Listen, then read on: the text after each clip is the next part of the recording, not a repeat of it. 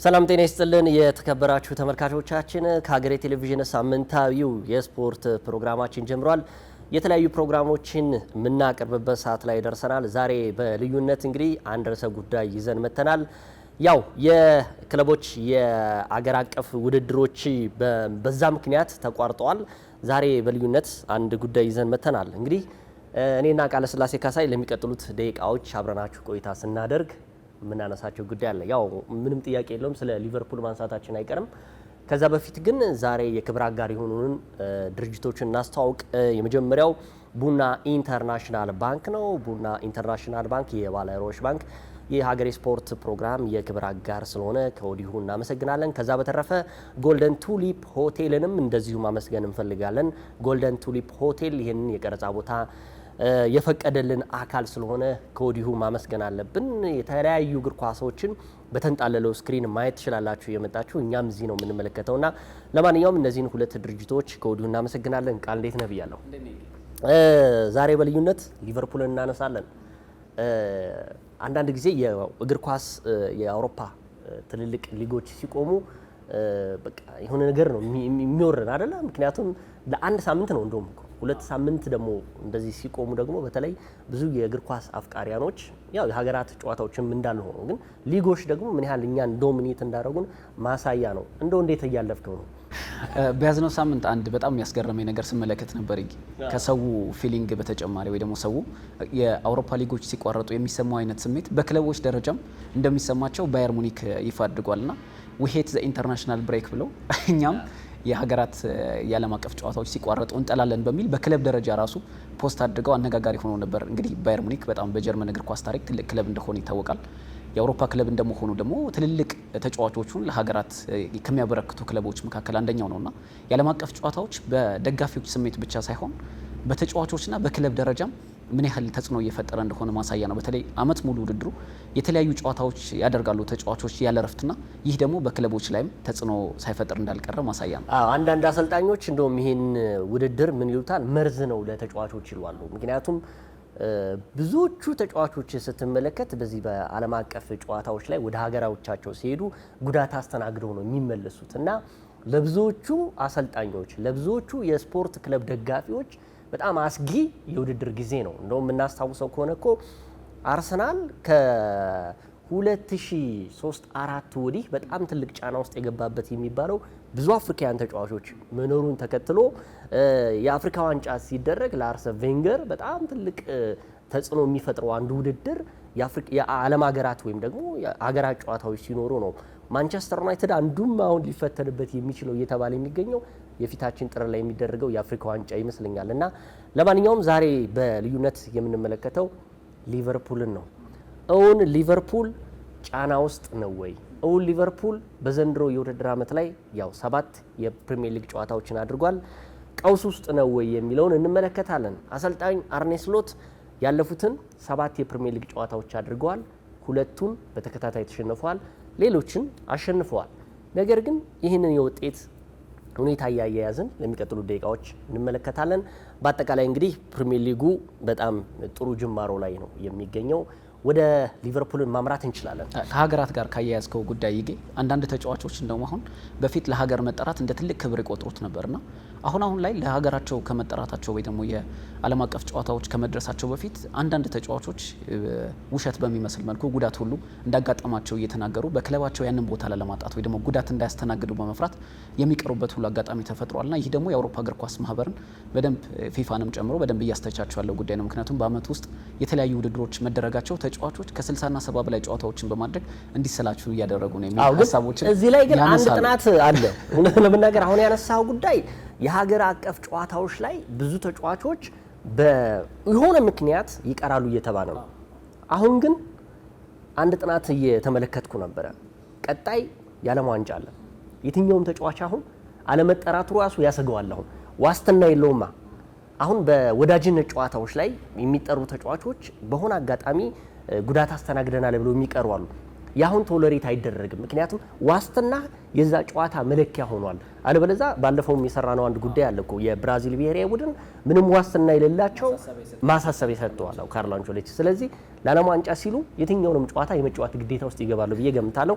ወደ ሊቨርፑል እናምራ። ሊቨርፑል እንግዲህ ባሳለፍነው የውድድር ዓመት ጀምሮ ብናነሳው መልካም ይመስለኛል። እንግዲህ ባሳለፍነው የውድድር ዓመት ሊቨርፑል የፕሪሚየር ሊጉን ዋንጫ በአዲስ አሰልጣኝ እየተመራ ከ9 ዓመታት በኋላ እንግዲህ ያለ የርገን ክሎፕ ዋንጫ ማሸነፍ ችሏል፣ ወይ ደግሞ አዲስ በተሾሙት አሰልጣኝ አርነ ስሎት እና በርካቶች ጥያቄ ነበራቸው። በርካታ በአውሮፓ አሰልጣኞች ያሉ የርገን ክሎፕን ለመተካት እንዴት ሊቨርፑል ከኔዘርላንድ አሰልጣኝ ያመጣ ወይ ደግሞ በትልቅ የአውሮፓ መድረክ ክለብን መምራት ያልቻለው አሰልጣኝ በምን ያህል ኮንፊደንስ ሊያመጣቸው ቻለ የሚል በርካታ ጥያቄዎች ሲነሱ ነበር።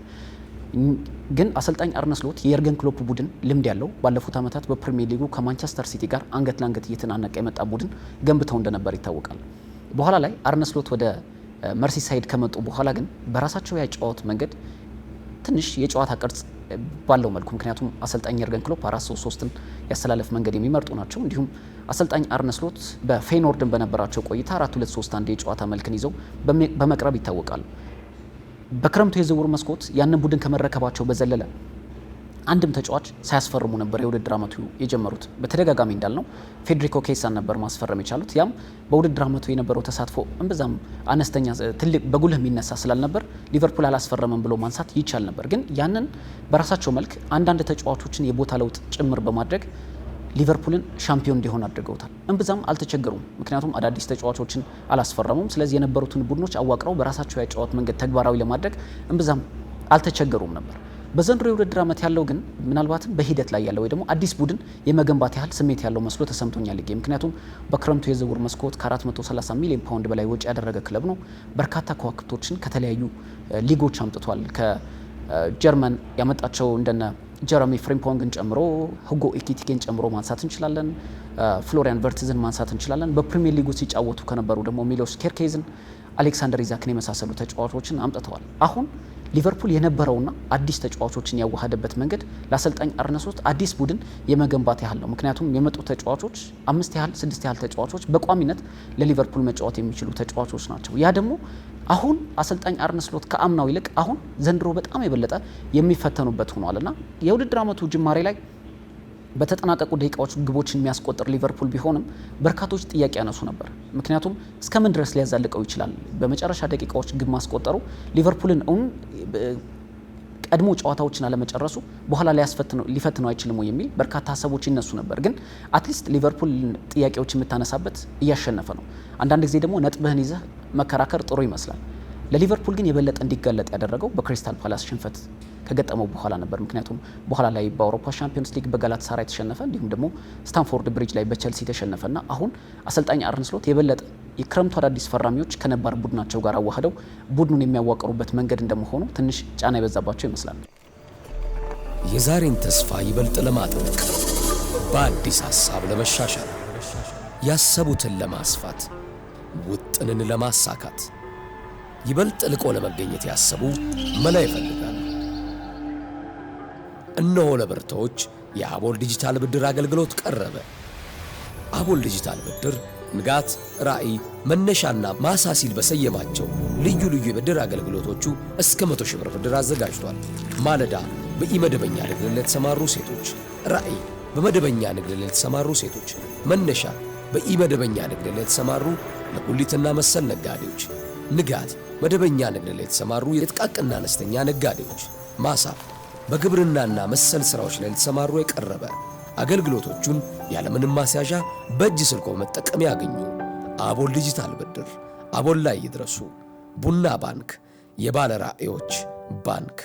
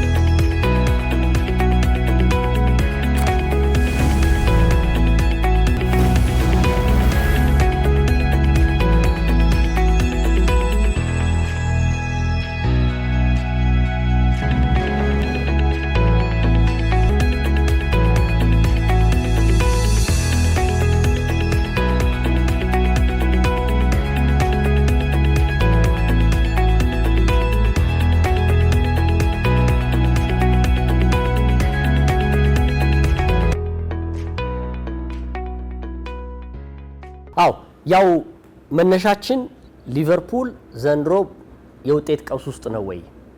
ባለፉት 7 ሳምንታቶች ውስጥ ያደረጋቸውን የፕሪሚየር ሊግ ጨዋታዎች ተንተርሰን እያወራንበት እንገኛለን።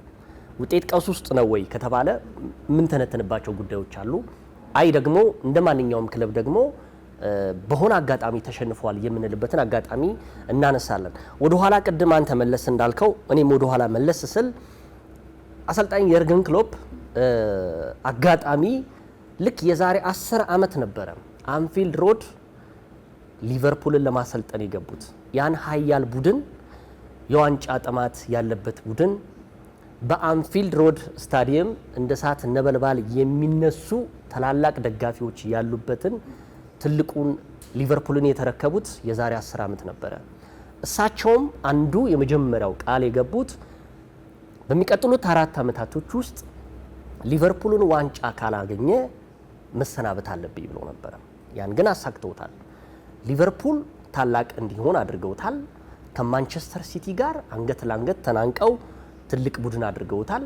ሀያል የሚባሉ ተጫዋቾችንም በዛው ልክ ደግሞ አጉልተው አስወጥተዋል። ከዛ በተረፈ ግን በአውሮፓ ሻምፒዮንስ ሊግም ታላቅ ተጽዕኖ ፈጥረዋል። እንደውም 2 ጊዜ የአውሮፓ ሻምፒዮንስ ሊግ የፍጻሜ ተፋላሚ እስከሚሆን ድረስ አድርገውታል። አጋጣሚ እንግዲህ ሽንፈቶቹ ሁሉ የሚያሳዝኑ ነበሩ ለአሰልጣኝ የርገን ክሎፕ። ፕሪሚየር ሊጉንም ከ30 ዓመት በኋላ ዋንጫ እንዲያገኝ አድርገውታል።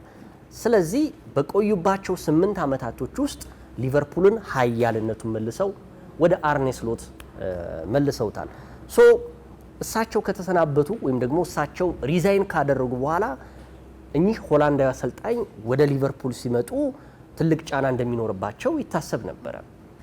በአንድ በኩል ሊቨርፑል አርኔ ስሎት ተውት የሄዱት ሊቨርፑል የተሰራ ሊቨርፑል ነበረ የርገን ክሎፕ። ከዛ ውጪ ግን አስፈሪ የነበረው ነገር አሰልጣኝ የርገን ክሎፕ በለቀቁበት ጊዜ ውስጥ ሊቨርፑል እየተንገራገጨ የነበረበት ጊዜ ነው። ይህንን ማስመር አለብን። ስለዚህ እኛ አሰልጣኝ ሲመጡ ይህንን አስተካክለው ቢያንስ ሬድሜድ የሆኑ ተጫዋቾች አሉ ወደ ሻምፒዮንነቱ መመለስ የቤት ስራ ተሰጥቷቸው ነበር። አጋጣሚም ይሁን በፕሪሚየር ሊጉ ላይ የነ አርሰናል የማንቸስተር ሲቲ እንደዚሁ ጥሩ ያልነበረበት አመት ነበረ። ቼልሲ ልታነሳው ትችላለህ። የነሱ ጥሩ አቋም አለመኖር ሻምፒዮን አድርጓቸዋል ወይስ ደግሞ የራሳቸው ብቃት የምናየው ነው። ስለዚህ በ2024-25 የውድድር ዘመን ላይ ሻምፒዮን ሆኗል። አሁን ወደ ዘንድሮ አመት ስንሄድ ደግሞ ሊቨርፑል በምን ደረጃ ነበር ሲጠበቅ የነበረው ነው? እንደነበረበት አመት ሊፈተን ይችላል ወይስ ደግሞ ባሉት ተጫዋቾች ደግሞ ይቀጥላል ነው?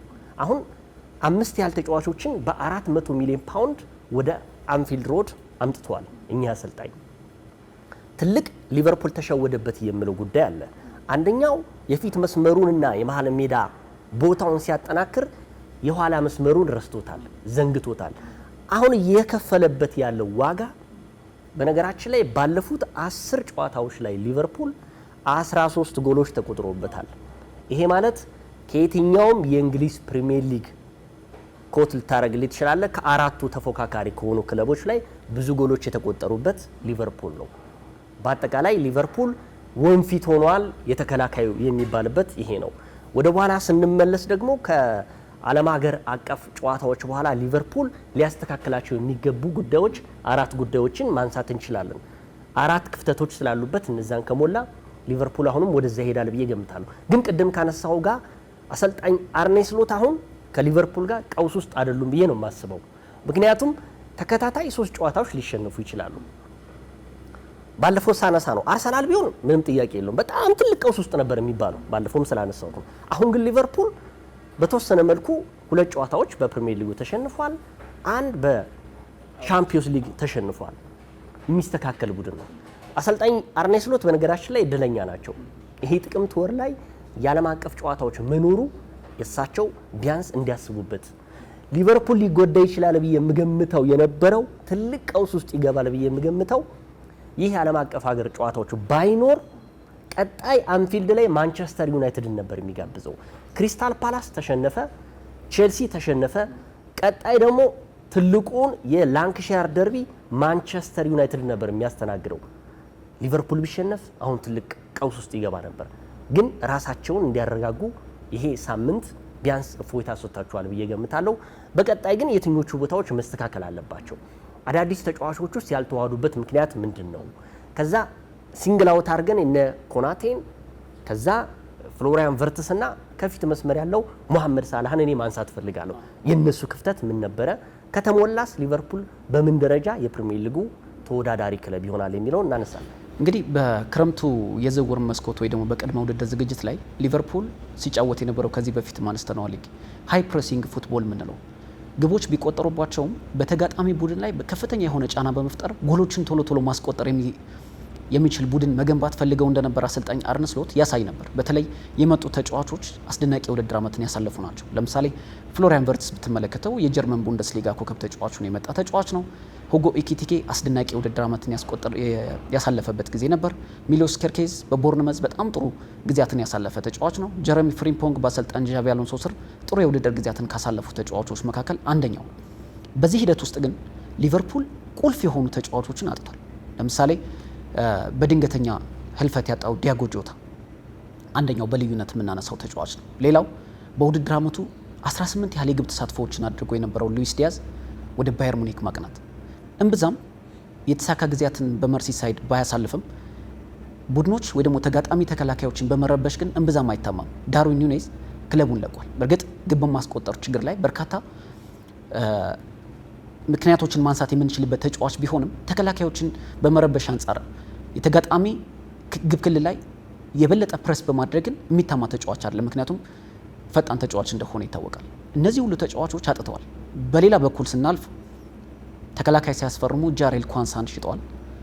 ግብ ጠባቂ ላይ የሚታማ አይደለም። ምክንያቱም ማማርዳሻቪሊን አስፈርመዋል። ባሳለፍነው የውድድር ዓመት በውሰት በቫሌንሲያ የቆየ ቢሆንም በኋላ ላይ አምጥተውታል። ስለዚህ እምብዛም እዛ ቦታ ላይ አስጊ አይደለም። ኬለርን ለብሬንትፎርድ ከሸጡ በኋላ አሁን አሰልጣኝ አርነ ስሎት ቡድናቸው ምን አይነት መልክ ይዟል የሚለው ነገር ስንመለከት በቅድመ ውድድር ዝግጅት ሲያደርጉት የነበረው ሃይ ፕሬሲንግ ፉትቦል በፕሪሚየር ሊጉ ላይና በአውሮፓ ሻምፒዮንስ ሊግ ላይ ተግባራዊ ያደረጉት ግን ስሎ ሞሽን የሆነ ከዚህ በፊት ማንስተነዋል የማጥቃት ባህሪ ያላቸው ተጫዋቾች ይልቅ ተከላካይ መስመር ተጫዋቾቹ የበለጠ ፓስ ማድረግ በሊቨርፑል ታሪክ እምብዛም የለመድ ነው አይደለም። የርገን ክሎፕ ያሳዩን ቡድን እሳቸውም ባሳለፍነው የውድድር ዓመት ያስመለከቱን ቡድን ሊቨርፑል በቅርብ ዓመታት የተመለከት ነው በ15 እና በ20 ደቂቃ ውስጥ ጨዋታዎችን መጨረስ የሚፈልግ ቡድን እንደነበር ይታወቃል።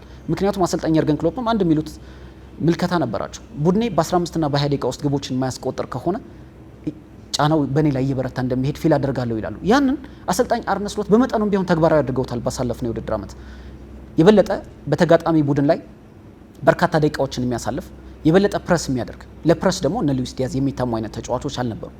አሁን አሰልጣኝ አርነ ስሎት በውድድር ዓመቱ ያስፈረሟቸው ወይም በክረምቱ ያስፈረሟቸው ተጫዋቾች ለዚህ ይሆናሉ ወይ? አዎ በሚገባ። አብዛኞቹ ተጫዋቾች በጣም ፈጣን የሆኑ ተጫዋቾች ስለሆኑ እዚህ ቡድን ውስጥ ግን አንድ ትልቅ ለሳቸውም እንቅፋት የፈጠረ ጉዳይ ግን ተፈጥሮ ነበር። አሌክሳንደር ኢዛክ በዝውውር ሂደቱ ላይ በጣም ትልቅ ቀውስ ውስጥ ገብቶ ነበር። በኒውካስል መካከልና በተጫዋቹ መካከል የነበረው ሰጣ ገባ ተጫዋቹ ተረጋግቶ በቅድመ ውድድር ዝግጅት ሊቨርፑል ጋር እንዳያገኝ ስላደረገው የውድድር ዓመቱ የጅማሬ ሰሞናት ላይ ነው ወደ አንፊልድ የደረሰው። ይህ ደግሞ በቅድመ ውድድር ዝግጅት የአሰልጣኝ አርነ ስሎት ሲስተም ጋር እንዳይሄድ አድርጎታል። ሁለተኛ ነገር ደግሞ ተጫዋቹ ከአንድ ወር ከሁለት ወር በላይ በረፍት ጊዜ ያሳለፈበት ጊዜ ነበር። ይህ ደግሞ በቡድኑ ውስጥ ሲመጣ ቶሎ ለመዋሃድ የከበደው ነበር። አሁን ግን አሰልጣኝ አርነ ስሎት የቡድኑን ሚዛን እንዴት ሳተባቸው ወይ ደግሞ በእርግጥ ቅድም ያነሳው ሀሳብ እኔም እጋራለሁ። ሊቨርፑል ጫና ውስጥ ቀውስ ውስጥ የሚገኝ ቡድን አይደለም፣ ግን ጫና ውስጥ ነው። ጫና ውስጥ የገባው ደግሞ ተጠብቆ ከነበረው አንጻር ነው። በግለሰቦች ደረጃ ብቻ ሳይሆን ኦፕታ ወይ ደግሞ የእግር ኳስ መረጃዎችን በየጊዜው የሚያጋራው ኦፕታ ራሱ በአውሮፓ ሻምፒዮንስ ሊግ እና በፕሪሚየር ሊግ ቁጥር 1 ግምቶችን የሰጠው ለሊቨርፑል እንደነበር ይታወቃል። ምክንያቱም ካስፈረሟቸው ተጫዋቾች አንጻር፣ ልምድ ካላቸው ተጫዋቾች አንጻር አሁን ብዙ ነገሮች ገድበዋቸዋል። አንደኛ ቡድኑ ለምን ሚዛን ሳተ? ለምሳሌ ባሳለፍነው የውድድር ዓመት አሁን ካነሳናቸው ክለቡን ከለቀቁ ተጫዋቾች በልዩነት ማንሳት የምንችለው ወይ ደግሞ የምፈልገው ትሬንት አሌክሳንደር አርኖልድ ከቡድኑ ውስጥ መልቀቁ ለሊቨርፑል የማጥቃት ሂደት ሽግግር ላይ በጣም ትልቅ ክፍተት ፈጥሯል። የሊቨርፑል የአማካይ ክፍል በሚዳከምበት ወቅት ወደ የአማካይ ክፍል ስፍራ በደንብ እየገባ ሲያግዛቸው ተመልክተናል። በውድድር ዓመቱ ከሞሐመድ ሳላህ ጋር የነበራቸው ጥምረት አስደናቂ ነበር። 9 ያህል የግብ ተሳትፎዎችን አድርጓል። የቀኝ ተመላላሹ ነው እና አሁን ሊቨርፑል ቤት ውስጥ ያንን ተጫዋች መተካት በጣም ከብዷቸዋል። በፊት መስመር በኩል ላይ እነ ሉዊስ ዲያዝ ፕሬስ ያደርጉት የነበረው እንቅስቃሴ አሁን በሊቨርፑል ተገጥቷል። ስለዚህ ሊቨርፑል ውስጥ የሆነ ባላንስ የሳተ ነገር አለ ማለት ነው። በዚህ ሂደት ውስጥ ግን አሰልጣኝ አርነ ስሎትም አንዳንድ በድፍረት በእርግጥ የራሳቸውን ነገር መሞከርም ስለሚፈልጉ ነባር ተጫዋቾቹ ላይ ትንሽ የበራስ መተማመን ስሜት እንዲቀንስ ያደረገበት መንገድ ተመልክተናል። ለምሳሌ ሳላህ ሂጌ በተጠናቀቀ የውድድር ዓመት 29 የፕሪሚየር ሊግ ጎሎችን ያስቆጠረ ተጫዋች ነው። አሁን ግን በዛ ቦታ ላይ ትክክለኛ ራይት ዊንግ ብቻ ሆኗል። በፊት ግን ወደ አጥቂ መስመር እየገባ በነፃነት የሚጫወትበት መንገድ ተገቷል። አሁን ምክንያቱም ተፈጥሯዊ 9 ቁጥር አጥቂዎች እዛ ቦታ ላይ መጥተዋል። አሌክሳንደር ኢዛክም ሁጎ ኤኪቲኬንም ብናነሳ፣ ሌላው ከቀኝ ተመላላሾቹ ጋር ያለው ውህደት ሙሐመድ ሳላህ እምብዛም በተጠበቀው ልክ አይደለም። ለምሳሌ ኦፕታ እንዲያወጣው መረጃ ስመለከት ነበር ካሳለፍነው የውድድር ዓመት ጀምሮ 33 ያህል ጨዋታዎች ከትሬንት አሌክሳንደር አርኖልድ ጋር ተሰልፈው በተጫወተባቸው ጨዋታዎች 27 የፕሪሚየር ሊግ ጎሎችን አስቆጥሯል ይላል። ትሬንት አሌክሳንደር አርኖልድ ባልነበረባቸው ካሳለፍነው የውድድር ዓመት ጀምሮ አሁንም በፕሪሚየር ሊጉ ያደረጓቸው ጨዋታዎች ጋር 12 ጨዋታዎች ተዳምሮ ግን ማስቆጠር የቻለው 4 ነው።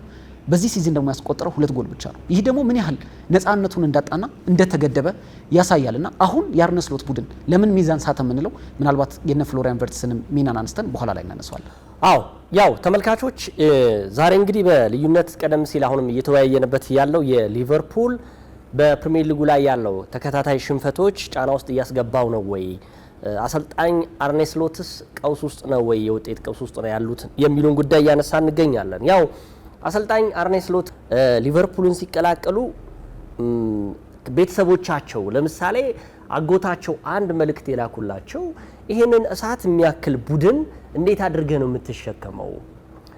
ምክንያቱም ሊቨርፑል እንዳልኩህ ሀያል የሆነ ክለብ ነው። በፕሪሚየር ሊግ ውስጥ ትልቅ ዶሚኔት አድርገው ከማንቸስተር ዩናይትድ ጋር የተጋራ ከዛ በተረፈ ያሸነፈ ቡድን ነው። ይህንን ችለው ነው በመጡ ዓመት ዋንጫ ያነሱት።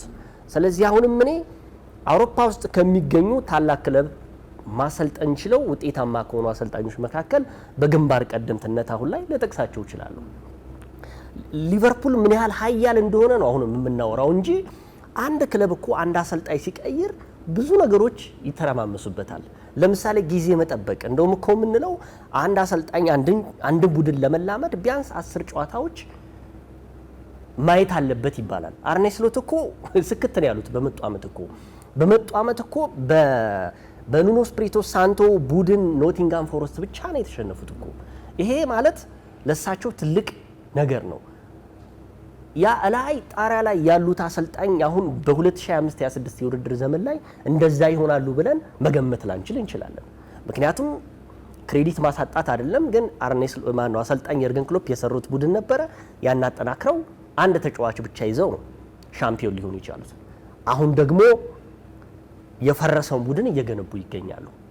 በዚህ የውድድር ዓመት ላይ ሊቨርፑል ፕሪሚየር ሊጉን ባያነሳ ለኔ ምንም ማለት አይደለም። በአውሮፓ ሻምፒዮንስ ሊግም ውጤታማ ባይሆን ምንም ማለት አይደለም። ምክንያቱም አዲስ አሰልጣኝ ናቸው። ቢያንስ የሚፈልጉትን በተለይ በግራና በቀኝ ያሉ ተጫዋቾችን ወሳኝ የሚባሉት አሌክሳንደር አርኖልድ አንዱ መነሻ ነው። ባለፈው ዓመት ቅድም እንዳልኩ እንደ ኢብራሂም አኮናቴ ሁሉ ልቡ ቤርናባው ሰውነቱ ግን አንፊልድ ላይ የነበረ ተጫዋች ነው። ቅድም ስላነሳልኝ ነው። አሌክሳንደር አርኖልድ ዘንድሮ ቢኖር እኔ ውጤታማ ይሆናል ብዬ አልገምትም ሊቨርፑል ውስጥ። ምክንያቱም ባለፈው ዓመት በነበሩበት የመጨረሻዎቹ 2 እና 3 ጨዋታዎች ጎል ከማስቆጠርና ጥሩ እንቅስቃሴ ከማድረግ ውጪ ሀሳቡ ሁሉ ቤርናባው እንደነበር ይታወቅ ነበር። ስለዚህ እሳቸው ትክክለኛ ነው ጀርሚ ፍሪምፖንግን ማምጣታቸው። ኬርኬዝን ስናነሳ በዛኛው በኩል የእድሜ ማምሻ ላይ መኖሩ የአንዲ ሮበርትሰን ትክክለኛ ውሳኔ ነው። ይህን ተጫዋች ግን ዘንድሮ ቢያጡትም ደግሞ በጣም ከባድ ነበር። ሮበርትሰን ራሱ ከሊቨርፑል ዘንድሮ ለቆ ቢሆን ሌላ ጫና ውስጥ ይገባል። ምክንያቱም ኬርኬዝ ገና እድሜው ለጋ ነው። የመጣበት በርንማውዝ ነው። ጥሩ የውድድር ዓመት አሳልፏል። ነገር ግን የአንድሪ ሮበርትሰንን ያህል ባለፉት 6 እና 5 ዓመታቶች ውስጥ ታይቶ በማይታወቅ ደረጃ በግራና በቀኝ በኩል ለጎል የሚሆኑ ኳሶችን በአንድ የውድድር ዓመት ከ26 በላይ አሲስት ያደረጉ 2 ተጫዋቾች ልምድ ያላቸው ናቸው። ስለዚህ ይህንንም ክፍተት ለመሙላት አሰልጣኝ አርኔ ስሎት ትልቅ ጫና ውስጥ ገብቷል። ከዛ በተረፈ ግን የምናነሳው ጉዳይ አለ። ዘንድሮ ግን ስናነሳ ቁጥራዊ መደረጃዎችን ማንሳት እንችላለን። እንግዲህ ቅድም ካለፉት 10 ጨዋታዎች የኋላ መስመሩ ምን ያህል እንደተጎዳ ማሳያው 13 ጎሎች ተቆጥሮበታል። ከባለፈው የውድድር ዓመት አንጻር ሲታይ ሊቨርፑል የተከላካይ ቦታው እጅግ ደካማ ነው ብዬ ገምታለሁ። እንግዲህ በሰባት በተጠናቀቁ ጨዋታዎች ላይ አሁን የማጥቃቱን ዘይቤ ደግሞ ስንመለከት ቅድም አንስተልኛል ከ83 ደቂቃዎች በኋላ ሊቨርፑል ጎል የሚያስቆጥር ቡድን ሆኗል። አውቆ ነው አጋጣሚ ነው የሚሉ ጉዳዮች እየተነሱ ነው። አውቆ ሊሆን አይችልም፣ አጋጣሚዎች ነው። ቅድም እንዳልከው በአሰልጣኝ የርገን ክሎፕ ዘመን የነበረው የፊት መስመር አጥቂው በነ ሳዲዮ ማኔ፣ በነ መሐመድ ሳላ፣ በነ ፈርሚኖ የነበረው ቡድን የመጀመሪያዎቹን 20 ደቂቃዎች ውጤቱን ገሎ የሚወጣ ቡድን ነበረ። ዘንድሮ ግን 85 ያህል ደቂቃዎች የሚጠብቅ ሊቨርፑል ሆኗል። ይሄ ምክንያታዊ ነው ወይ አጋጣሚ ነው ወይ የሚሉ ጉዳዮች እየተነሱ ይገኛሉ። ቅድም እንዳልኩ ከ10 ጨዋታዎች ያስቆጠሯቸው በተጠናቀቁ 7 ያህል ጨዋታዎች ላይ ከ83 ደቂቃዎች በኋላ ጎል አስቆጥሯል። በካራባው ሳውዛምፕተንን ጨምሮ ማለት ነው። ስለዚህ 13 ጎሎችም ተቆጥሮባቸዋል። በዚህ ውድድር ዘመን በሁሉም ውድድሮች ሊቨርፑል የማሸነፍ ንጽጻሬው 70% ነው። ለአንድ የፕሪሚየር ሊግ ሻምፒዮን ከሚሆን ቡድን ጥሩ ነው የሚባለው። ይሄ ምንም ጥያቄ የለውም። ከዛ በተረፈ ግን አሰልጣኝ አሁን ጫና ላይ ናቸው የሚለው አልስማማበትም። ጫና ላይ አይደሉም። ነገሮችን አስተካክለው ይሄዳሉ ብዬ ገምታለሁ። ከ400 ሚሊዮን ፓውንድ በላይ ቅድም እንዳነሳ ነው 5 ያህል ተጫዋቾችን አስፈርመዋል። ነገሮችን እስከሚሰካኩ ጊዜ ሊፈጅባቸው ይችላል። ይህንንም እናነሳለን። ለአሰልጣኙ ቅድም እንዳልኩ እንግዲህ 4 ድክመቶች ያልናቸውን ማንሳት እንችላለን። ወደ በኋላ 4ቱን ጉዳዮች እናነሳለን። ከዛ በተረፈ ግን ቅድም ስታነሳ የነበረው ያጫዋወት ዘይቤያቸው ተቀይሯል። ምንም ጥያቄ የለውም። አሰልጣኝ የርገን ክሎፕ በጣም ፈጣን፣ ለተጋጣሚ ፍዳ፣ ለተከላካዮች በጣም አስቸጋሪ የሆነ ቡድን ገንብተው ነበር። አሰልጣኝ የርገን ክሎፕ የእሳቸው ፍልስፍና ደግሞ በተቃራኒው ሊሆን ይችላል። ቅድም ያነሳው ገዢ ሀሳብ ሊቨርፑል በጣም የዘገየ ቡድን ሆኗል። በጣም ፈጣን የምትሉ አይደለም። ያ ደግሞ መሰረቱ ምንድነው? በግራና በቀኝ ያሉ ተጫዋቾች አለመዋሃዳቸው ይመስለኛል። ከመሐመድ ሳላህ ከጀርሚ ፍሬምፖንግ ጋር፣ ኬርኬዝ ከጋክፖ ጋር አለመዋሃዳቸው አሁንም በተወሰነ በኩል የጎተተ ይመስለኛል። በአጠቃላይ እንግዲህ ሊቨርፑል አሁንም ምን አይነት ነገሮችን አስተካክሎ ወደ ሻምፒዮንነት የሚሄዷል የመፍትሄ ሀሳቦች እኛ እንደምንለው ሊቨርፑል እንደው አሁንም ከአለበት ጫና ምክንያቱም አርሰናልን በ5 ነጥብ በልጦ ፕሪሚየር ሊጉ ላይ ነበር የተቀመጠው። አሁን ደግሞ በተቃራኒው ደግሞ ተበልጦ በ1 ነጥብ ነው ያለው። ይሄን ለማሻሻል ደግሞ ሊቨርፑል ምን ያደርጋል? ቅድም እንዳልኩ አሁንም ደግመዋለሁ 4 ለኔ ድክመት ያልኳቸው ነገሮች አሉ። ከኢብራሂም ኮናቴ እስከ መሐመድ ሳላ ያሉት ምን አይነት ግንኙነት ይኖራቸዋል የሚለውንም ማንሳት እንችላለን። የተከበራችሁ ተመልካቾቻችን እየተከታተላችሁ ያላችሁት ከሀገሬ ቴሌቪዥን ሳምንታዊው የስፖርት ፕሮግራማችን ነው። የዛሬው የስፖርት ሾው የክብር አጋራችን ቡና ኢንተርናሽናል ባንክ ነው። እናመሰግናለን። እንደዚሁም ጎልደን ቱሊፕንም ከወዲሁ ማመስገን እንፈልጋለን። የዛሬን ተስፋ ይበልጥ ለማጥበቅ በአዲስ ሀሳብ ለመሻሻል ያሰቡትን ለማስፋት ውጥንን ለማሳካት ይበልጥ ልቆ ለመገኘት ያሰቡ መላ ይፈልጋሉ። እነሆ ለብርቶች የአቦል ዲጂታል ብድር አገልግሎት ቀረበ። አቦል ዲጂታል ብድር ንጋት፣ ራዕይ፣ መነሻና ማሳ ሲል በሰየማቸው ልዩ ልዩ የብድር አገልግሎቶቹ እስከ 100 ሺህ ብር ብድር አዘጋጅቷል። ማለዳ በኢመደበኛ ንግድ ለተሰማሩ ሴቶች፣ ራዕይ በመደበኛ ንግድ ለተሰማሩ ሴቶች፣ መነሻ በኢመደበኛ ንግድ ለተሰማሩ ለጉሊትና መሰል ነጋዴዎች፣ ንጋት መደበኛ ንግድ ላይ የተሰማሩ የጥቃቅንና አነስተኛ ነጋዴዎች፣ ማሳ በግብርናና መሰል ስራዎች ላይ የተሰማሩ የቀረበ አገልግሎቶቹን ያለምንም ማስያዣ በእጅ ስልኮ መጠቀም ያገኙ። አቦል ዲጂታል ብድር፣ አቦል ላይ ይድረሱ። ቡና ባንክ፣ የባለ ራዕዮች ባንክ።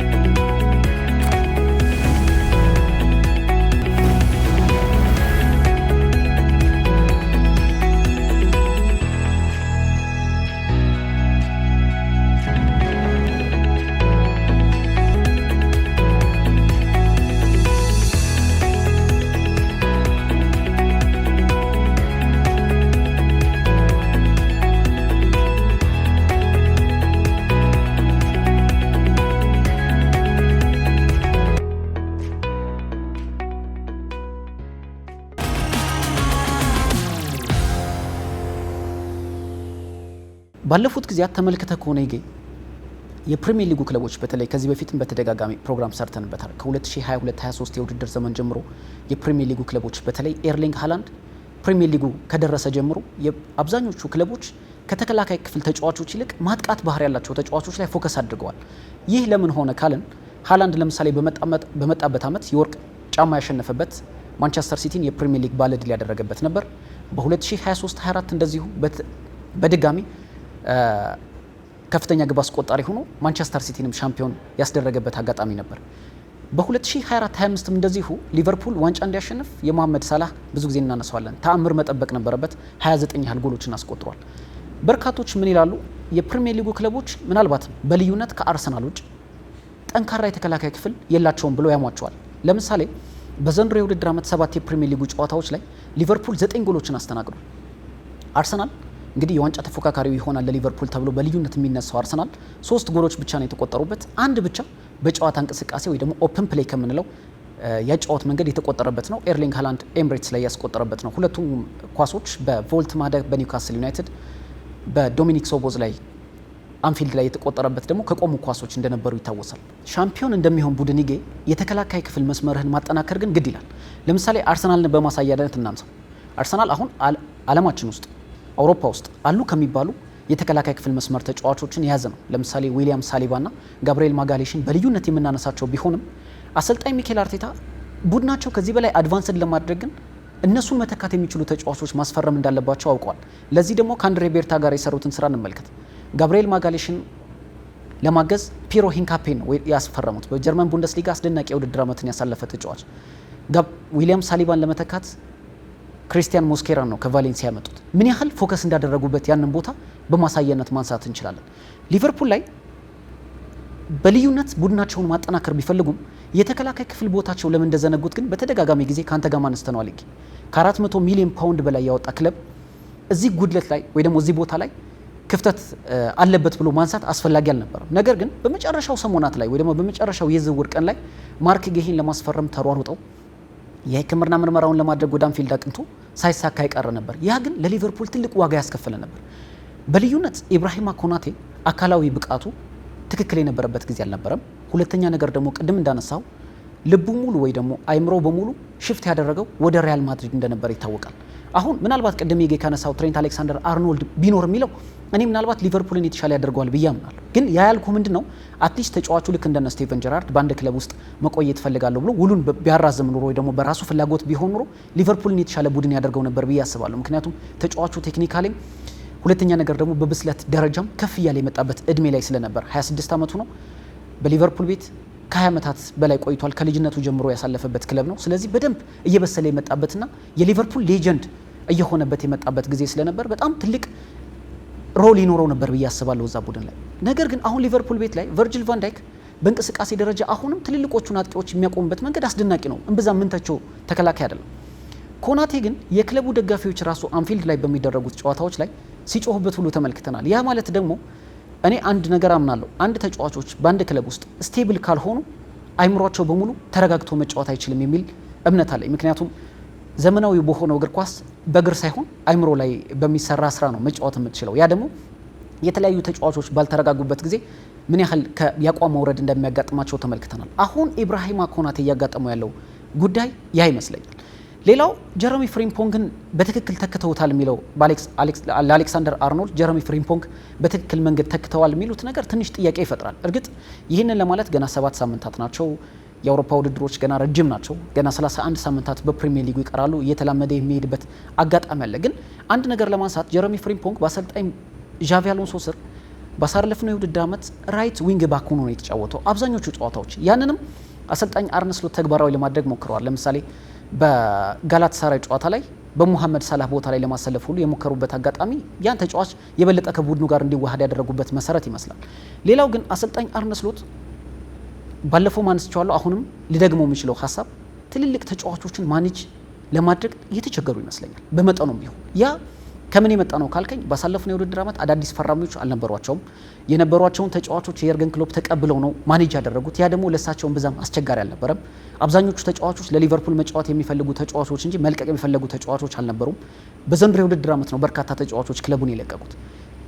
እኛ አሰልጣኝ በፌኖርድ በነበራቸው ቆይታ ትልልቅ ተጫዋቾች በሚባል መልኩ ማኔጅ አላደረጉም። ሻምፒዮን ቢያደረጉትም የደች ሊግን። ነገር ግን አሁን ትልልቆቹ ተጫዋቾች ክብረ ወሰን በሰበረ የዝውውር ዋጋ አንፊልድ ከደረሱ በኋላ ማኔጅ ለማድረግ ትንሽ የተቸገሩ ይመስላል። ያ እንደ መቸገር ሊቆጠር ይችላል እንጂ ከፍተኛ ጫና ውስጥ እንደገቡ ላያሳይ ይችላል። ምክንያቱም ገና ቡድኑን በአዲስ መልክ እያዋቀሩት ወይ ደግሞ እየሰሩት ስለሆነ እንደዛ ተጫዋቾች ደግሞ እስኪላመዱ ድረስ ጊዜ ስለሚወስድ በፕሪሚየር ሊጉ የነበሩት ሚሎስ ኬርኬዝ እና አሌክሳንደር ኢዛክ ብቻ ናቸው። ጀረሚ ፍሪምፖንግ፣ ፍሎሪያን ቨርትስ፣ ጀረሚ ፍሪምፖንግ ከሌላ ሊግ የመጡ ናቸው። እስኪላመዱ ድረስ ጊዜ ሊወስድ ይችላል። ግን አሰልጣኝ አርነ ስሎት ምናልባት እነዚህ ተጫዋቾች እስኪላመዱ ድረስ ግን በተቀያሪ ወንበር እያስቀመጡ መጀመር ግን አንድ መፍትሄ ይመስለኛል። ለምን ካልከኝ እርግጥ ጫናውም የሚጀምረው ከዛ ነው። አሁን በበርካታ ሚሊዮን ፓውንዶች መጥተው እነዛን ተጫዋቾች ተቀያሪ ወንበር ላይ ማስቀመጥ ትልቅ ፈተና ሊሆን ይችላል ብዬ ያሰብኩትም ወይም ጫና ማኔጅ ከማድረግ አንጻር የተፈጠረባቸው ሁነት እሱ ሊመስል ቢችልም አትሊስት ግን ቡድኑ እስኪዋሃዱ ድረስ ነባር ተጫዋቾቹን በዛው ማስቀጠል በጣም አሪፍ ይመስለኛል። ለምን ካልከኝ ለምሳሌ አሁን አሌክሲስ ማካሊስተር የቀደመ ብቃቱን በሊቨርፑል ቤት እያሳየ አይደለም። ይህ ማለት ደግሞ አሰልጣኙ ዶሚኒክ ሶቦዝላይን፣ ፍሎሪያን ቨርትዝንና ራያን ግራቨንበርክን እዛ ቦታ ላይ ለመጠቀም መሞከራቸው ተጫዋቹ ምናልባት በኮንፊደንስ ደረጃ ዝቅ ሊል የሚችልበት እድል የተፈጠረበት ይመስለኛል። አሁን እሳቸው ግን ይሄንን በሚያደርጉበት ወቅት በቀኝ ተመላላሽ ላይ አሌክሳንደር አርኖልድን ይተካል ብሎ ያመጡት ተጫዋች ጀረሚ ፍሪምፖንግ በትክክል ፐርፎርም አለማድረጉ ተከትሎ እዛ ቦታ ላይ ዶሚኒክ ሶቦዝላይ በተከታታይ ለማሰለፍ ተገደዱ። ያ ተጫዋች ደግሞ የ10 ቁጥር ተጫዋች ነው። እምብዛም የሚመቸው አይነት ተጫዋች አይደለም። እርግጥ አንድ ሁለት ጨዋታዎች ላይ ጥሩ ፐርፎርም አድርጓል። በኒውካስል ጨዋታ ላይ ተመልክተናል። አርሰናልም ጨዋታ ላይ እንደዚሁ ተመልክተናል። ግን ስቲል እሱ ፕሪፈር የሚያደርገው በ10 ቁጥር በለመደበት ቦታ ነው። ፍሎሪያን ቨርትስ ፕሪሚየር ሊግ ውስጥ ካለው ሃይ ኢንተንሲቲ ወይ ደግሞ የአካላዊ ብቃት ጥንካሬ አንጻር ተጫዋቹ እስኪላመድ ድረስ በጣም ከብዶታል። እርግጥ የግብ ዕድሎች በመፍጠር ደረጃ አሁንም የሚታማ ተጫዋች አይደለም። ግን ተጫዋቹ ከወጣበት ዋጋ አንጻር ከዚህ በፊት በሚታወቅበት የግብ ተሳትፎዎች ግን ቀጥተኛ ሚናን እየተወጣ አይደለም። ይህ ደግሞ ተጫዋቹ ላይ በየጊዜው ጫና እየፈጠረበት ይመስላልና ምናልባት ይሄ አሰልጣኙ በተለይ አማካይ ስፍራ ተጫዋቾች ላይ እየወሰዱት ያለው የአሰላለፍ ምርጫ ቡድኑን ትንሽ ባላንስ ወይ ደግሞ ሚዛን ያሳጣው ይመስላል። አዎ ያው አንተ እንግዲህ የአሰልጣኙ አንዱ የታላላቅ ተጫዋቾችን ማኔጅ ማድረግ ችግር ይኖርባቸዋል ነው። ግን ይሄ በተቃራኒ ነው። ምክንያቱም እኔ የትኞቹ አሁን ለምሳሌ አርኔ ስሎት እንዳልከው ዓለም አቀፍ የሬዲሜድ የሆኑ ተጫዋቾችን በፌኖርድ የመያዝ አቅም ብቃት ውስጥ ያልነበሩ አሰልጣኝ ናቸው። እንደውም እኮ ክሬዲት መስጠት ያለብህ እኮ አሁን ላይ ሳይሆን አሰልጣኝ የርገን ክሎፕ ጥሏቸው የሄዱት እኮ ተጫዋቾች ሀያላን እሳቸው ነው። እነሱን እኮ ማኔጅ አድርገዋል እኮ ነው። እዛ ግን ምን ተፈጠረ መሰለህ? አሁን እዛ ጋር አብዛኞቹ ተጫዋች ለምሳሌ ክለቡን ይለቃሉ ተብሎ የተጠበቁት ቨርጂል ቫን ዳይክ፣ ሞሐመድ ሳላህ በክለቡ ቆዩ እና ምን ያህል ለክለቡ መጫወት የነበራቸው ፍላጎት ግልጽ ነበር። ለዛ ነው አሁን በክረምቱ አዲስ ተጫዋች ስላልመጣ እነዛን ተጫዋቾች በየርገን ክሎፕ ሜንታሊቲ ለማቆየት እምብዛም አልተቸገሩም የራሳቸውን ፍልስፍና ተግባራዊ ለማድረግ። አሁን ግን በክረምቱ አሌክሳንደር ኢዛክ በጣም ዓለማችን ውስጥ አለ የተባለው አጥቂ ነው። ሁጎ ኢኪቲኬ በጣም ሻይኒንግ የምንለው አሁን ላይ በጣም ትልቅ ተስፋ እየታየባቸው ካሉ ተጫዋቾች መጥቶ ፍሎሪያን ቨርትስ በተመሳሳይ ልዩነቱ ምንድነው መሰለህ የፈጠረባቸው ይመስላል። ያው ለአንድ አሰልጣኝ የሚያስቸግሩ ተጫዋቾች ማለት ታላላቅ ተጫዋቾች እኔ አሁን ታላቅ ተጫዋች የምለው ዋንጫዎችን የወሰደ ዋንጫ የሚገባው ተጫዋች ነው። ለምሳሌ በሪያል ማድሪድ ቤት ውስጥ አስቸጋሪ ይሆናሉ ብዙ የሚባሉት ብዙ ዋንጫዎችን የሚያገኙ ተጫዋቾች ናቸው። በክለብ ውስጥ ዶሚኔት ያደረጉ ተጫዋቾች ናቸው። ያ ማለት ነው። ለምሳሌ በእንግሊዝ ፕሪሚየር ሊግ ላይ ቨርጂል ቫን ዳይክ ዋንጫ አግኝቷል። 2 ዋንጫዎችን አግኝቷል። መሐመድ ሳላህ ዋንጫ አግኝቷል። አሁን ያሉት አብዛኞቹ ተጫዋቾች በፕሪሚየር ሊግ ላይ ዋንጫ ያገኙ ናቸው። ለምሳሌ እኮ አሌክሳንደር አይዛክ እኮ ዋንጫ አግኝቶ አያውቅም እኮ የፕሪሚየር ሊግ ዋንጫ አላገኘም። ስለዚህ ይሄ ሃይ ክላስ የምለው ተጫዋች አይደለም፣ ጎል አስቆጣሪ ስለሆነ ብቻ ነው እንጂ ለአሰልጣኝ ዶሚኔት የሚያደርግ ተጫዋች አይደለም። እሱን ያዝልኝ። ሲቀጥል የመጡት ተጫዋች ፍሎሪያን ቨርትስ እኮ ሌላ ሊግ ላይ የነበረ ገና ታዳጊ ተጫዋች ነው። ለአሰልጣኝ ይሄን ያህል ጫና የሚሆን ተጫዋች አይደለም። የሳቸውን ሊያስቸግራቸው የሚችል ተጫዋች አይደለም። ከዛ በተረፈ ደግሞ አቀድም ሁጎ ኢኪቲኬ እኮ በዚህ ክረምት ውስጥ ነው እኮ ሻይን ያደረገው። ከዛ በፊት ፒኤስጂ ላይ የተወሰነ ጊዜ እናውቀዋለን። ከዛ በተረፈ እንግዲህ በፍራንክፈርት ነው ትልቅ ውጤታማ የሆነው። በፈረንሳይ ብሔራዊ ቡድን ላይ አሁን ቋሚ እንኳን የሆነው ወደ ሊቨርፑል ከሄደ በኋላ ነው። ከ21 ዓመት በታች ነው የተጫወተው። ስለዚህ እንደነዚህ አሁን የመጡ ተጫዋቾች በአሰልጣኙ ላይ ጫና ያደርጋሉ ብዬ አልገምትም። እንደተይዘ የሚፈልገው ተጫዋቾቹ ሳይሆን ጫና የሚፈጥሩት ያልኩ ከወጣባቸው ገንዘብ አንጻር ግን እነዛን ተጫዋቾች ተቀያሪ ወንበር ላይ ማስቀመጥ ማለት ቤንች ላይ ተቀምጠዋል ሲል እሱ ነው እኔ እንደማሳያነት ማለት እኮ እንደውም ለተጫዋቹ ነው እንጂ ለአሰልጣኙ ጫና አይሆንም። 130 ሚሊዮን ፓውንድ የወጣበት አሌክሳንደር አይዛክ ቤንች ላይ ቢቀመጥ ጫናው ለአሰልጣኙ ነው ለተጫዋቹ ነው እንጂ ብዙዎቹ እኮ የማንቸስተር ዩናይትድ ተጫዋቾች እኮ የወጣባቸው ሂሳብ ከብዷቸው ነው እኮ ከጨዋታ ውጭ የሚሆኑት። ስለዚህ አሰልጣኙ ላይ ጫና ይሆናሉ አልገም። ከዛ በኋላ እንደውም ምን ማደንቃቸው እንግና አሰልጣኝ ምን ያህል ማኔጅመንት ጎበዝ መሆናቸው ማሳያ አሰልጣኝ የርገን ክሎፕ ትሏቸው የሄዱት ተጫዋቾች እንዳለ ሃይ ክላስ የሆኑ ተጫዋቾች ናቸው። ዋንጫን ያውቃሉ በደንብ የእንግሊዝ ፕሪሚየር ሊግን ዶሚኔት ያደረጉ ተጫዋቾች እነሱን ራሱ ማኔጅ ማድረጋቸው ትልቅ ክሬዲት የሚሰጣቸው ነው እንጂ ለውጤቱ ትንሽ ጫና መብዛት ያሰልጣኙ ተጫዋቾችን ማኔጅ አለማድረግ አይመስለኝም። ሶ ሌላው ጉዳይ የሚነሳው እንግዲህ ሊቨርፑል ባለፉት 2 ጨዋታዎች 6 ነጥብ መጣሉ ለዚህ ርዕሰ ጉዳይ አንስቶናል። በተከታታይ መሆኑ ነው እንጂ አርሰናልም እኮ 5 ነጥብ ጥሏል እኮ። አንድ በሊቨርፑል ተሸንፎ አንድ ደግሞ ከማንቸስተር ሲቲ ጋር አቻ ተለያይቶ በአንድ ነጥብ ልዩነት ሆኖ አጋጣሚ ሊቨርፑል በቼልሲ ተሸነፈ። ስለዚህ አሁንም ምንም ጥያቄ የለውም በተከታታይ መሆኑ ትንሽ ርዕሰ ጉዳይ ሊያደርገን ይችላል። ቅድም ግን እንደመነሻ ያደረኩት ጉዳዮች አሉ። 4 የሊቨርፑል ለውጤት ማጣት ድክመቶች ናቸው ብዬ ያነሷቸው ጉዳዮች አሉ። የመጀመሪያው የተከላካዩ ቦታ ነው። የሚሎስ ኬርኬዝ እና የፍሪምፖንግ አዲስ መሆን ለመሃል ሜዳው ውህደት አዲስ እንግዳ መሆናቸው ትልቅ ክፍተት ሆኖባቸው እንደሆነ ይገባኛል። እንግዲህ ሊቨርፑል ከኤቨርተን ከሰንደርላንድ እንደዚሁም ከበርንማውዝ ያደረጋቸውን ጨዋታ በአማካኝ 1.38 ጎሎች ተቆጥሮበታል። ይሄም ደግሞ ከእንግሊዝ ፕሪሚየር ሊግ ተፎካካሪ ቡድን የማይጠበቅ ነው። ይሄ ቁጥራዊ መረጃዎቹ ማየት ይቻላል። አንዱ ይሄ ነው። ሌላው ጀርሚ ፍሪምፖንግ እና ሚሎስ ኬርኬዝ በተለይ የጀርሚ ፍሪምፖንግ በጉዳት በየሳምንቱ አለመኖሩ ለጎል መቆጠሮቹ ዋናው መንስኤ ነው ተብሎ ይገመታል።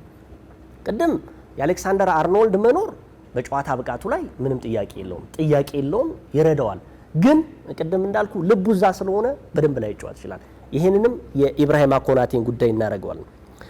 ያልተረጋጋ የአማካይ ክፍል ለመኖሩ ትልቁ ድርሻ የሚሎስ ኬርኬዝና እንደዚሁም ደግሞ የፍሪምፖንግ ጥሩ አለመሆን ይመስለኛል። በተቻለ መጠን ኮናቴን እናንሳ። ኢብራሂማ ኮናቴ ቅድም እንዳልኩ አሁንም መንፈሱ ሁሉ ቤርናባው ነው፣ አካሉ ነው፣ በቃ ሰውነቱ እዛ ያለው ዝም ብሎ የሚጫወተው እውነት ለመናገር አንፊልድ ላይ ነው የሚጫወተው። እንዴ አንድ ተከላካይ እኮ ጉዳት ካላስተናገደ እኮ ቀይረው የምታጠባት ጊዜ አልነበረም። በቃ መንፈሱ እንደውም እኔ ሊቨርፑል አሌክሳንደር አርኖልድ ከማስፈረሙ በላይ ኢብራሂማ ኮናቴን አለመሸጡ ተሸውዷል ብዬ ነው የምገምተው። ለውጤት ማጣት ነው እሱ። እኔ እንደውም አንዳንድ ጊዜ የኢብራሂማ ኮናቴና የቨርጂል ቫን ዳይክ እንደው ግንኙነት ምን ይመስላል ከሜዳ ውጭ ብዙ ስህተቶችን የሚሳሳተው ኢብራሂማ ኮናቴ ነው። ቨርጂል ቫን ዳይክ በሚያጠፋቸው የሚሸፈነው ይሄኛው ተጫዋች ነው። እንደዚህ አይነት ነገሮች ራሱ በጣም የሚገርም ነገር ማለት ነው።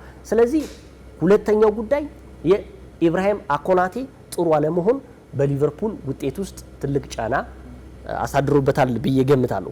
ይህ የ26 ዓመት ተጫዋች ሙሉ በሙሉ ተጠያቂ ማድረግ አይቻልም፣ ግን የአንበሳውን ድርሻ ሊይዘው ይችላል ይህ ተጫዋች። ከዛ በተረፈ የኮናቴ ግዴለሽነት፣ ደካማነት ለሁለት ወራት እንግዲህ አየነው እኮ አይደል? አሁን 7 ሳምንታት ተደርጓል። ኦልሞስት 8ኛ ከሆነ 2 ወር ይሆናል። ምን ያህል ውጤታማ ነበረ? ምን ያህል ለሊቨርፑል አበርክቷል?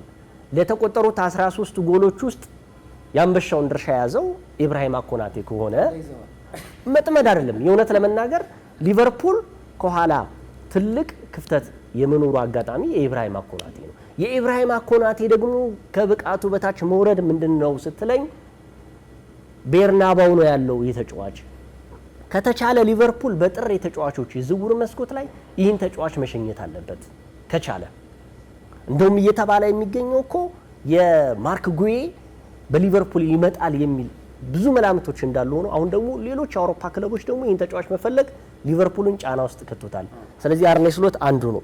ሶስተኛው የሊቨርፑል የውጤት ማጣት ድክመት ምለው የፍሎሪያን ቨርትዝ ወደ አቋሙ አለመመለስ። አሁን ቅድም ካነሳው ጋር ማነሳለ ጉዳይ 116 ሚሊዮን ፓውንድ የወጣበት ተጫዋች በሊቨርፑል በእንግሊዝ ፕሪሚየር ሊግ ታሪክ የመጀመሪያው ተጫዋች ሆኖ ከጀርመን ሲመጣ ጫናው ይሄን የሚበረታው የፍሎሪያን ቨርትዝ ጥሩ አለመሆን የማካሊስተርንም የግራቨንበርችንም ውጤታማነት ሚናቸውን ቀንሷቸዋል ብዬ ገምታለሁ። ወደ ኋላ ስትሄድ ደግሞ ለጎል መቆጠር መንስኤዎቹ አንዱ ድክመት የመሃል አማካዩ ባዶ መሆኑ ነው። ስለዚህ የተጫዋች እንግዲህ በነበረበት ባየር ሌቨርኩሰን የአመቱ ምርጥ ተጫዋች ከብዙ አመታት በኋላ የአሰልጣኝ ዣቪ አሎንሶን ቡድን ዋንጫ እንዲያገኝ አንበሳውን ድርሻ የተወጣ ተጫዋች በምን ያህል ደረጃ ወደ እንግሊዝ ፕሪሚየር ሊግ ሲመጣ በዚህ ደረጃ ላጠብቀው ትችላለህ፣ ውጤታማ ላይሆን ይችላል። ቼልሲ ላይ ቤንች አድርገውት ነው በኋላ ተቀይሮ የገባው። ይህም ጫና ነው። አሁን ይሄ ነው አየህ፣ ከአሰልጣኙ በላይ ተጫዋቾች ላይ ጫና ሊበረታ ነው። እሱን አሁን እነሱ ያን ያህል ገንዘብ ይዘው አሁን ቅድም እንዳልኩ ትልልቅ ተጫዋቾች ቁጭ ብለው ስትመለከታቸው የወጣባቸው ገንዘብ ስትመለከት ከአሰልጣኙም ጋር ጫና ይፈጥራል ብዬ ማስበው ለዛ አሰልጣኙ አሁን አንዳንድ ውሳኔዎቻቸው የማያስማማ ሂደት ይኖረዋል። ምናልባት ይገይ ከጨረስክ ብዬ ነው በዛው የቀጠልኩት። አይ አልጨረስኩም። ያው አራት ጉዳዮችን ነው ያው መውጫ እናድርገዋለን ሰዓትም ስለሌለ። ስለዚህ የፍሎሪያን ቨርትዝ አንዱ ጉዳይ ምንድነው ፕሪሚየር ሊጉ ላይ ይታወቃል። አንድ ተጫዋች እንኳን በዚያን ያህል ዋጋ ወጥቶብህና ትልቅ ቡድን ስትመጣ በሆነ አጋጣሚ እንደው የሆነ ነገር ቢያጥርህ ከባድ ነው። ይህ ተጫዋች እንግሊዝ ፕሪሚየር ሊግ በጣም ፍትግ ያለበት ጉልበት የሚጠይቅ ይሄ ተጫዋች ደግሞ ደቃቅ ነው። እግር ኳስን በጭንቅላቱ የሚጫወት ተጫዋች ነው። አሁን ከአሰልጣኝ አርኔ ስሎት አጫዋች ዘይቤ ጋር እንዴት አድርጎ ነው የሚላመደው የሚለውን ወደፊት ማየት እንችላለን። እንግዲህ የመሃል ሜዳው አንዱ ጉዳይ የፍሎሪያን ቨርትዝ ነው። ትዕግስት ያስፈልጋል ለዚህ ተጫዋች። አሁንም የምናገረው ይህን ተጫዋች በሰባት ሳምንታት ውስጥ በእርግጠኝነት እየተቸነው አይደለም። ግን ለሊቨርፑል አንዱ ድክመት መሃል ሜዳው ከሆነ ተጠያቂው ፍሎሪያን ቨርትዝ ይሆናል። በባየር ሌቨርኩሰን የነበረውን ብቃት መድገም አቅቶታል እየተባለ ነው። ከሳምንት ሳምንት በምርጥ ብቃቱ የቀጠለው ፍሎሪያን ቨርትዝ በሊቨርፑል ግን ደካማ ሆኗል ነው። ስለዚህ አሁንም ትዕግስትና የወደፊቱን ፍሎሪያን ቨርትዝ የምናይ ከሆነ በአንፊልድ ምን አለ ትለኛለህ፣ ሌላውን ስቲቨን ጀራርድን እናያለን ብዬ እገምታለሁ። ይሄኛው የመሃል ሜዳው ነው። ከዚህ በተረፈ የሙሐመድ ሳላህን ጉዳይ እናንሳ። በነገራችን ላይ የማካሊስተርም አንዱ ወደ ቀደመ ብቃቱ ብራይተን የነበረው ከዛ በመጣ ዓመት ደግሞ በአንፊልድ የነበረውን ብቃት አለማሳየቱ ፊዚካሊ የሆነ እየተነሳበት ይገኛል። ይሄ ወደ ቀደመ ብቃቱ አለመምጣቱ ራሱ ለሊቨርፑል ዋጋ እያስከፈለው ይገኛል። በነገራችን ላይ የነዚህ የሁለት ተጫዋቾች የግራቨንበርችንና ከዛ በተረፈ ስቦዝላይ በነገራችን ላይ ይሄ የከሸፈ ተጫዋች እየሆነብኝ ነው ለኔ። ሚናውን ራሱ ማጣቱ በፈለጉበት ቦታ ነው እያሰለፉት የሚገኙት። ባለፈው እንግዲህ በቀይ መስመር ተከላካይነት ነበር አርሰናል ጋር ሲጫወት የነበረው። የ10 ቁጥር ሚና ሲኖረው የነበረው ስቦዝላይና ተከላካይ አድርገው ስትጫወት ስቦዝላይ ፈጽሞ የተለያየ ነው። ይሄ እንግዲህ አሰልጣኙ አማራጭ በሚያጡበት ሁኔታ ነው። የመጨረሻው ጉዳይ ሙሐመድ ሳላህ ነው። እንግዲህ ባለፉት አመታቶች ውስጥ በእንግሊዝ ፕሪሚየር ሊግ ላይ በወጥ ብቃት ውስጥ የነበረው ሙሐመድ ሳላህ በተጠበቀው ልክ አለመኖሩ ዘንድሮ የሊቨርፑል ድክመት ውስጥ ላስገባው ይችላል። ይሄም ማለት ምንድነው? አንደኛ 33 አመት ላይ ደርሷል። ሁሉ ጊዜ በዛ ፍጥነትህ በዛ ቋምህ ላትቀጥል ትችላለህ። ግን 2 አመት ኮንትራቱን ሲፈርም ለዚህ ተጫዋች ምትክ ሊቨርፑል ማዘጋጀት ነበረበት። ይህ ተጫዋች ሲጎዳ በሙሐመድ ሳላህ የሚተካ ተጫዋች ያስፈልገዋል ብዬ ገምታለሁ። አርሰናል ቡካዮ ሳካ ሲጎዳ ማን ይኖረዋል? ማዱኬ ይኖረዋል። እንደዚህ አይነት ተጫዋቾች አሰልጣኝ አርኔ ስሎት ያስፈልገዋል። ሙሐመድ ሳላህ ባለፈው የውድድር ዓመት ቅድም እንዳልከው የነበረው ቁጥራዊ መረጃ በጣም የሚገርም ነበር። ይህም በሁሉም ውድድሮች 34 ጎሎችን አስቆጥሯል። 23 ለጎል የሚሆኑ ኳሶችን አመቻችቶ አቀብሏል። በጣም ቶፕ በነበረበት ሊቨርፑል ውስጥ አንድ ቡድን ደግሞ ደከም ሲል ተጫዋቾቹም በዛው ልክ ይደክማሉ። ስለዚህ ይሄ ጉዳይ አንዱ ነው። በ9 ጨዋታዎች እንግዲህ ዘንድሮ ደግሞ በ9 ጨዋታዎች 3 ግቦችና 3 ለግብ የሚሆኑ ኳሶችን አመቻችቷል። አሁንም ግን ደካማ የውድድር ዓመት እያሳለፈ ነው የምለው መሐመድ ሳላህ ነው እነዚህን ያደረገው። በአጠቃላይ 6 ለጎል የሚሆኑ የጎል ኮንትሪቢዩት አድርጓል። እንግዲህ ሳላህ በዚህ ሲዝን ከሌሎቹ የሊቨርፑል ተጫዋቾች የበለጠ ደካማነቱ 3 ወሳኝ ሊቨርፑል ለምሳሌ ቼልሲ ላይ የተሸነፈበት፣ ክሪስታል ፓላስ ላይ ውጤት ይዞ ሊወጣ የሚችለውን ሊቨርፑል 3 ጎሎችን አምክኗል። ይህን ተጠያቂ ልታደርገው ትችላለህ። እንግዲህ ይህ ውጤት ከባለፈው ዓመት አንጻር በጣም ዝቅተኛ ነው ማለት ይችላል። በአጠቃላይ እነዚህ 4 ጉዳዮችን አሰልጣኝ አርኔ ስሎት አስተካክለው በዚህ እረፍት ጊዜያቸው በቀጣይ አንፊልድ ላይ ማንቸስተር ዩናይትድ ሲገጥሙ ያስተካክላሉ ብዬ ገምታለሁ። በእኔ እይታ ነው እንግዲህ ይህን ያዩዋቸው ያሉ ጉዳዮች ማንሳት ይችላል። እንግዲህ ሊቨርፑል አሁንም እኔ በትልቅ ደረጃ የምጠብቀው ክለብ ነው። ስለ ፍሎሪያን ቨርትዝ ስናነሳ እኔ አሁን ላይ የዘመናዊ እግር ኳስ ከሚፈልጋቸው ድንቅ የአጥቂ አማካዮች ተጫዋቾች መካከል አንደኛው ፍሎሪያን ቨርትዝ ነው። እኔ በግል በጣም ከማደንቃቸው ተጫዋቾች መካከል አንደኛው የጀርመን ቡንደስሊጋ የጀርመን እግር ኳስን እንድትመለከት ከሚያደርጉ ተጫዋቾች መካከል ፍሎሪያን ቨርትዝ፣ ጀማል ሙሲያላ በልዩነት የምናነሳቸው ተጫዋቾች ናቸው። ቨርትዝ እኔ ወደ ሪትም የሚገባበት እድል አለው ብዬ አስባለሁ። ግን አሰልጣኝ አርነ ስሎት በእርግጥ እኛ አሁን እዚህ ተቀምጠን ግላዊ ቅድም እንዳልከው ግላዊ መልከታችን ነው እንጂ የምናስቀምጠው በደንብ እግር ኳስን የሚረዱ አሰልጣኞች መሆናቸው በርካቶችም የየራሳቸው ሀሳብ ሊሰጡ ይችላሉ። ግን እኔ አሁን አሰልጣኝ አርነ ስሎት አንዳንድ ጊዜ ደፈር ያለ ያሰላለፍ መንገድን ቢጠቀሙ ውጤታማ የሚሆኑበት እድል አለ ብዬ አስባለሁ። አንደኛው ብዬ ማስበው አሁንም የሊቨርፑል የማጥቃት ዋነኛ ማዕከል መሐመድ ሳላህ መሆን አለበት ብዬ አምናለሁ። እርግጥ ከመጡት አጥቂዎች አንጻር ተጫዋቾቹ ፐርፎርም ከሚያደርጉት አቅም አንጻር ትልቅ ብቃት ያላቸው ተጫዋቾች ቢሆኑም መሐመድ ሳላህ በሊቨርፑል ቤት ትልቅ ሚና የነበረው የማጥቃቱን ክፍል በሚገባ ሲቆጣጠር የነበረ ተጫዋች ነው። ስለዚህ እነዚህ ተጫዋቾች በሊቨርፑል ሪትም ውስጥ እስኪገቡ ድረስ የአሰልጣኝ አርነ ስሎት የአጨዋወት ፍልስፍና እስኪረዱ የአጨዋወት ፎርሜሽን እስኪገባቸው ድረስ አሁንም የሊቨርፑል የማጥቃት ዋነኛ ማዕከል መሐመድ ሳላህ መሆን አለበት ብዬ አስባለሁ። መሐመድ ሳላህ ልትገድበው የማይገባ ተጫዋች ነው። አሁን መሐመድ ሳላህ ግን ተገድቧል። በራይት ዊንግ በምንለው በቀኝ የማጥቃት መስመር በኩል ላይ ተገድቦ ያለ ተጫዋች ነው። በፊት ግን ከራይት ዊንግ ይነሳል ወደ ማጥቃት ቦታው ላይ ዘና ብሎ የሚገባ ተጫዋች ነበር። ያንን ደግሞ የሊቨርፑል ተጫዋቾች ስለሚረዱ ነፃ በሚሆንበት አጋጣሚ ብቻ ሳይሆን በተጨናነቀበት አጋጣሚ ሁሉ የኳሶችን የሚያሻገሩት ለሱ ነበር። አሁንም አሌክሳንደር ኢዛክና ሁጎ ኤኪቲኬ እስኪላመዱ ድረስ ዋነኛ የማጥቃት ማዕከሉ አሰልጣኝ አርነ ስሎት ወደ መሐመድ ሳላህ ማምጣት አለባቸው ብዬ አስባለሁ። እርግጥ በቼልሲ ጨዋታ ላይ መሐመድ ሳላህ የተከላካይ ክፍሉን አላጋዘም በሚል በርካታ ትችቶች ተሰንዝረውበታል። ያንን ደግሞ እነ ማርኮ ኩሪያ በተደጋጋሚ የሊቨርፑል የማጥቃት ቀጠና ውስጥ ሲገቡ በሚገባው ልክ አልተከላከለም ወይ ደግሞ የመከላከል ሽፋን አልሰጠም በሚል ተተችቷል። እርግጥ መሐመድ ሳላህ ላይ ከዚህ በፊትም አምናም እንኳ አሰልጣኝ አርነ ስሎት አንድ ስምምነት ነበራቸው። ተጫዋቹ በነፃነት እንዲጫወት በነፃነት መጫወት እድሉን ሲሰጥህ ግን ትልቅ ግቦችን ማስቆጠርና አሲስት ማድረግ ይጠበቅብሃል የሚል ትዕዛዝ አስተላለፉለት። እሱም አላሳፈራቸውም። 29 የፕሪሚየር ሊግ ግብ አስቆጥሮ ሻምፒዮን እንዲሆኑ አድርጓቸዋል። የአንበሳውንም ድርሻ ይወስዳል። ሌላው ምናልባት አሰልጣኝ አርነ ስሎት አንዳንድ ድፍረት የተሞላባቸው ውሳኔዎች ያስፈልጋቸዋል ብዬ የማስበው በቀኝ የማጥቃት መስመር በግራ የማጥቃት መስመር በኩል ላይ ኮዲ ጋክፖን በተደጋጋሚ ጊዜ ሲጠቀሙት እንመለከታለን። ምናልባት ፌዴሪኮ ኬዛ ባለፉት ጨዋታዎች በዘንድሮ የውድድር ዓመት ሊቨርፑል አንዳንድ ጨዋታዎች ላይ ላሳካቸው ቁልፍ ነጥቦች ላይ የፌዴሪኮ ኬዛ ሚና ከፍ ያለ ነበር። ስለዚህ አትሊስት ኮዲ ጋክፖ ከ90 ደቂቃ በላይ ሜዳ ውስጥ እንዲቆይ ከማድረግ ይልቅ ፌዴሪኮ ኬዛን የግብ ተሳትፎዎችን ለማግኘት የተሻለ አማራጭ ሊሆን ይችላል። ምክንያቱም ሊቨርፑል አሁን በዛ መስመር በኩል ሉዊስ ዲያዝ ነበር። ሉዊስ ዲያዝ ደግሞ አሁን ቡድኑ ውስጥ የለም ይገኝ። ስለዚህ አትሊስት ይህ ተጫዋች በነገራችን ላይ 7 ጨዋታዎችን አድርጓል በሁሉም ውድድሮች። ኮዲ ጋክፖ 10 ጨዋታዎችን አድርጓል። ሁለቱም 4 የግብ ተሳትፎዎችን ያደረጉት። ስለዚህ ይህን ተጫዋች መሞከር አንደኛው አማራጭ ሊሆን ይችላል። ሌላው አሰልጣኝ አርነ ስሎት ቡድናቸው የበለጠ ሚዛኑን ጠብቆ እንዲሄድና የበለጠ እንዲዋሃድ ከማድረግ አንጻር የአማካይ ክፍላቸውን መነካካት አለባቸው ብዬ አላስብም። ለምሳሌ እርግጥ ኮነር ብራድሊ እምብዛም በተጠበቀው ልክ አለመሆኑን ተከትሎ ያንን ቦታ የበለጠ ክፍተቱን ለመሙላት ዶሚኒክ ሰቦዝ ላይ እዛ እየተጠቀሙት ነው። ግን ይሄ ለኔ ብዙ አስማሚ አይደለም።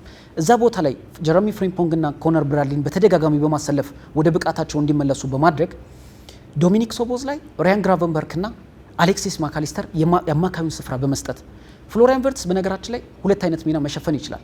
አንደኛው 10 ቁጥር ሚናውን በሚገባ መወጣት የሚችል ተጫዋች ነው። ሁለተኛ ነገር ደግሞ በግራ የማጥቃት መስመር በኩል ላይ አሰልጣኝ ዣቢ አሎንሶ በተደጋጋሚ ያሰልፈውታል።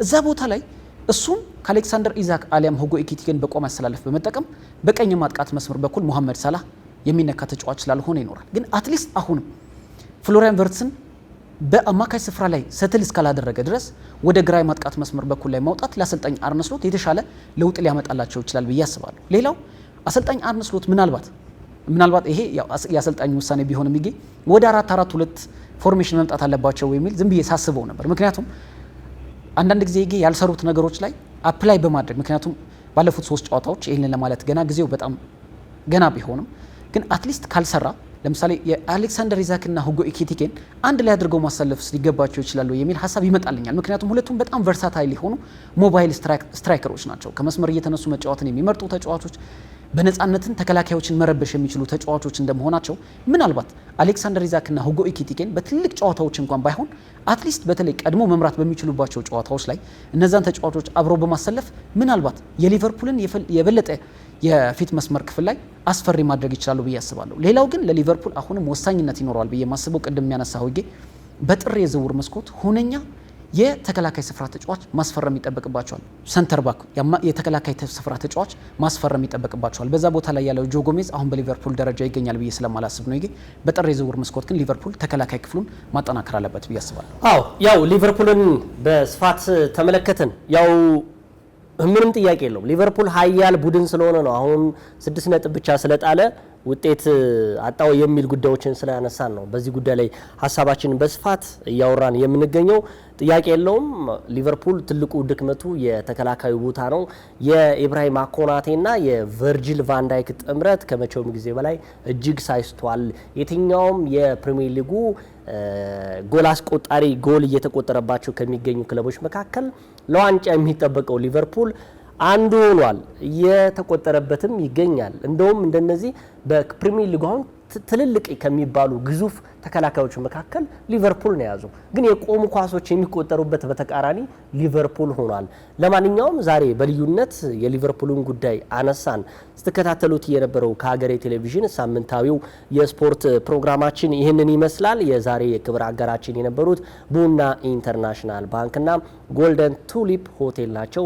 ከወዲሁ ማመስገን ይገባናል። ይገደባባይና ቃለ ስላሴ ካሳይ ከመላው የስቱዲዮ አዘጋጆች ጋር ቆይታ አደረግን። ሳምንት በሌላ ጉዳይ እንመለሳለን። እስከ ሳምንት መልካም ሳምንት ይሁንላችሁ። የዛሬን ተስፋ ይበልጥ ለማጥበቅ በአዲስ ሐሳብ ለመሻሻል ያሰቡትን ለማስፋት ውጥንን ለማሳካት ይበልጥ ልቆ ለመገኘት ያሰቡ መላ ይፈልጋሉ። እነሆ ለብርቶች የአቦል ዲጂታል ብድር አገልግሎት ቀረበ።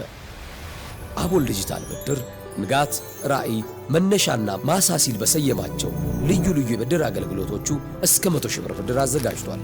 ማለዳ በኢመደበኛ ንግድ ለተሰማሩ ሴቶች፣ ራዕይ በመደበኛ ንግድ ለተሰማሩ ሴቶች፣ መነሻ በኢመደበኛ ንግድ ለተሰማሩ ለጉሊትና መሰል ነጋዴዎች፣ ንጋት መደበኛ ንግድ ለተሰማሩ የጥቃቅንና አነስተኛ ነጋዴዎች፣ ማሳ በግብርናና መሰል ስራዎች ላይ ለተሰማሩ የቀረበ አገልግሎቶቹን ያለምንም ማስያዣ በእጅ ስልኮ መጠቀም ያገኙ። አቦል ዲጂታል ብድር፣ አቦል ላይ ይድረሱ። ቡና ባንክ፣ የባለ ራዕዮች ባንክ።